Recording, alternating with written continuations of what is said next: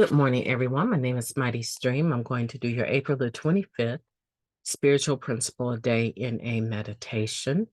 If you need to reach me, feel free to do so at recoveryofhope21@gmail.com. Let's go ahead and get into the meditation.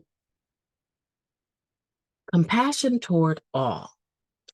I have a deep compassion for the still suffering addict, be it the addict who is sitting in the rooms of Narcotics Anonymous, the addict who has yet to find the rooms, or especially the addict who left and has yet to find the way back again. That comes from our basic text, Coming Home, Second Chance. One of the most painful lessons we learn in recovery is that we are each on our own path. No matter how much we want to help, close friends or partners sometimes relapse. Sponsees or other members we've tried to help may choose to get loaded. The same goes for members with significant clean time whom we admire, and sometimes our sponsor, who's just another addict like we are, will be suffering in the rooms and keeping it to themselves, and will end up using again. The pain we feel in these situations takes many forms: grief, anger, betrayal, confusion, fear for our own recovery. But we also feel deep compassion for another addict's pain. We try to let that compassion, rather than our pain, drive our actions. NA members have different ideals about what compassion looks like. Some of us believe that if an addict is using and not coming to meetings, no contact should be made. Tough love. Others reach out to still using addicts, believing it's absolutely necessary to maintain that connection. In some meetings, an empty chair is set out to represent the still suffering addict, and as a sort of collective compassion, we pray that seat gets filled. The most important thing we can do is to stay clean ourselves so that when the time comes, we will be there for any addict who is seeking help. The power of living by example should never be underestimated. Whatever our judgments, we can all agree that addicts should always be welcome to meetings, regardless of how many times they've relapsed, what they look or smell like, or what our history with them has been. As a fellowship, our job is to practice compassion no matter what. During the moment of silence at my next meeting, I'll pray for a specific addict who's suffering. I'm here for you. I am saving a chair for you. Let's take a moment of silence, followed by the we version of the Serenity Prayer.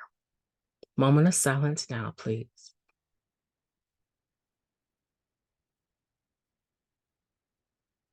God, grant us the serenity to accept the things that we cannot change, the courage to change the things that we can, and the wisdom to know the difference.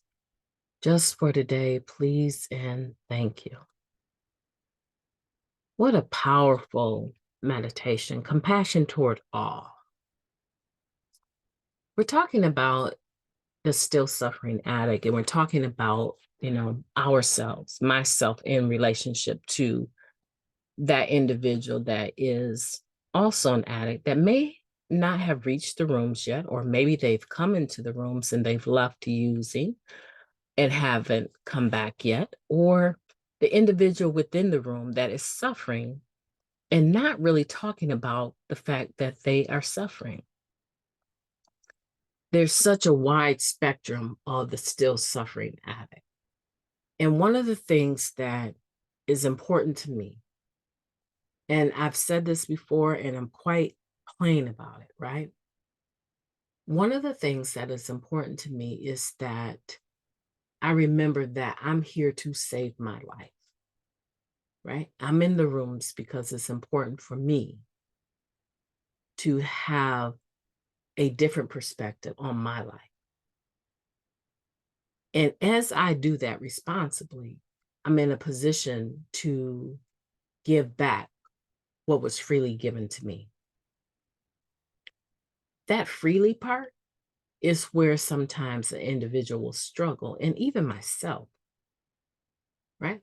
Because my point of view is that welcoming individuals that are not able to stay stopped over and over and over and over, it seems like it's a repetitive exercise, and there doesn't seem to necessarily be a seriousness in them about the fact that they suffer from the disease of addiction. But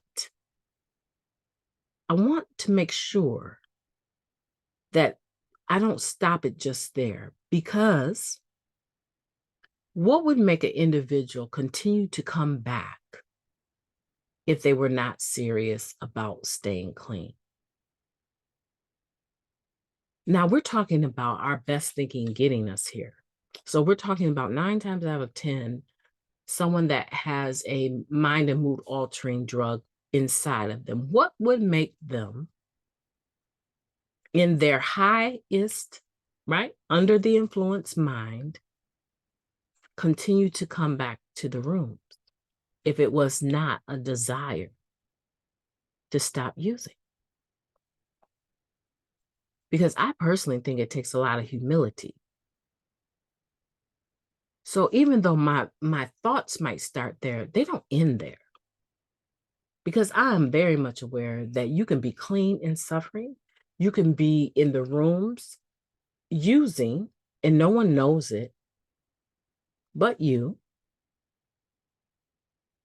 and suffering.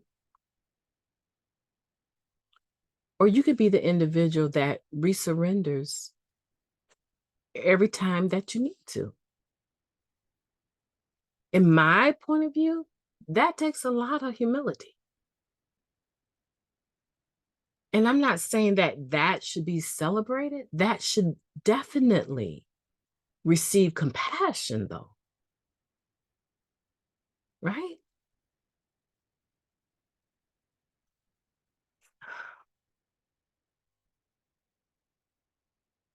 For me, using my drug of choice was my best friend, my lover, my everything. If you go to page 123 of some of our older editions, like the 4th edition, maybe the 5th, but I'm not so sure, right, of the basic text. If you go to page 123, there's a story about a person in the personal stories that is talking about their drug of choice, which I won't name. They're talking about their drug of choice and how it had become their lover, their best friend, their everything, and how stopping the not using was caused them to grieve. And I can identify with that. But here's the thing. My intention, the pain that I've gone through in stopping the using, the grief that I've gone through, I'm not getting ready to go through it again. That phase of me struggling, white knuckling it, trying not to use, I'm not returning to that phase. And I can say that for me. I don't know about anyone else. I can say that for me. There's a lot of other things I might do. Today, using is not one of those things that I think I will do, that I want to do, and I don't believe that I have it in me to do. Because the level of pain that I was in, even in the stopping, was so great that it has left a very lasting impression. And I'm not who I was, and I'm definitely not who I want to be completely, right? I'm a work in progress. And I think compassion towards all is a beautiful topic, especially as we move forward in the society that we're in today. We're going to start seeing an uptick in fentanyl deaths. People that we're sitting next to in the meeting, we may find out in the next meeting that they OD'd on something that was laced with fentanyl. Yeah, that is where we're at. And the grieving of losing these individuals, the grieving of losing them because they had a moment of weakness and took a hit, and that hit took their life. We know that jails, institutions, and death, right, is our end result if we use. We know that. But I don't believe anyone, unless they're intentionally committing suicide, just says, oh, let this be the hit that takes me out. Especially with stuff that is laced with things that could kill a whole city. And so our tenacity to push through in recovery is going to be challenged in ways that many of us may not have ever experienced. Losing someone that you are in a, I don't want to say intimate like lover, but an intimate friendship with in the rooms to an overdose, a relative, is going to try everything in you to stay in recovery, to continue to stay clean and keep coming back. Let's do it in compassion. Whew, I just talked about my whole story. I lost a sister that passed away from an overdose that was laced with fentanyl, and she didn't have a chance. They said there's no way she could have survived. She died instantly when she took that hit. So, yeah, she introduced me to the rooms. And to any of you that may be struggling, it is my prayer during the moment of silence, even now. Let's take one for the still suffering addict, that we want to be here and we're saving the chair for you. Let's take that moment of silence now.